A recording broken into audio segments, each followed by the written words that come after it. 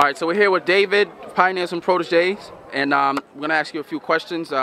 First of all, how you feeling about the protest today? I'm feeling that it was definitely live today. I wish that some more people had been able to make it out, but you know, they locked the doors and everything. They saw us march and they were from the windows representing, so I think that the message got across to them. And how do you, like, I was asking Bradley this, you know, speculation, but do you think it was the teacher on their own onus, or do you think it was this, you know, administration telling them to go lock those doors? The way that I heard it, administration emailed them this morning about the walkout because it got very, very live in like the last 24 hours. And so administration emailed the teachers and told them to do these things. I would believe the administration would do that. Yeah, and I know Bradley put a video out calling the youth, and I didn't get to see it yet. Oh, see?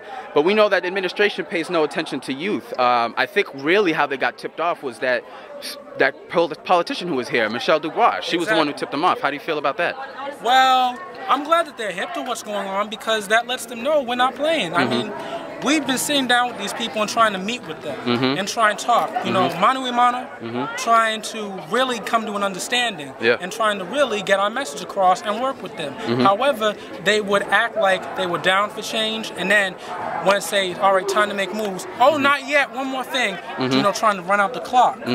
So really, this was the final step. Like, this was the last thing we wanted to do. However, it needed to get done at a certain point. And the last question I have is, I wanted to get your commentary on the fact that you guys are out here saying fair contract, which is supporting the teachers and the contract, and then the teachers don't come out and support y'all. How do you feel about that?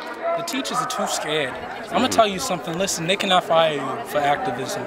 They cannot fire you. Y'all went down a couple months ago to the school department headquarters in downtown Brockton and and was marching out there and protesting. So don't look at us funny when we do the same, you know? Yeah.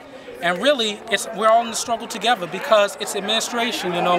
They're the ones who are saying you don't deserve a fair contract. We were sitting with Miss Wolder when she said, we tried to bring up the whole contract issue. She was like, oh no, that's just about money. The teacher's only concerned about money with that. Whoa, no way. No. The teachers, they're concerned about how well they'll be able to teach classes, at least the good ones are. Also, teachers have a life just like everybody else, so shouldn't they be able to enjoy that life? Sounds like the teachers should be your natural ally. Exactly, they are a natural ally.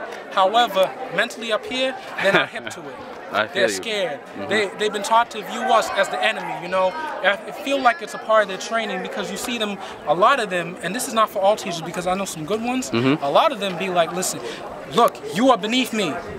You're supposed to learn from me because I know about how to go about life more than you do. I even had a teacher call me out on Facebook, and he couldn't even spell the word weather. But calling me out about this whole thing about trying to get rid of demerits, and he can't even spell the word weather. All right, well. You are an educator. You should be smarter than me. I appreciate the interview, David. And for a final thing, you have any last statements you want to make? Or my final statement is really, they've been saying it in Brockton High. They put it up in those PowerPoints like you see on like video screens and the cafeterias. They say, be the change you want to see. This is our version of being the change that we want to see. And you know, I'm going to tell you something. Listen, if we cannot sit at the table, we will knock out the legs of that table and we will build our own table in its place. We're running the school system, not them. And they need to get hip to that soon. All right, David.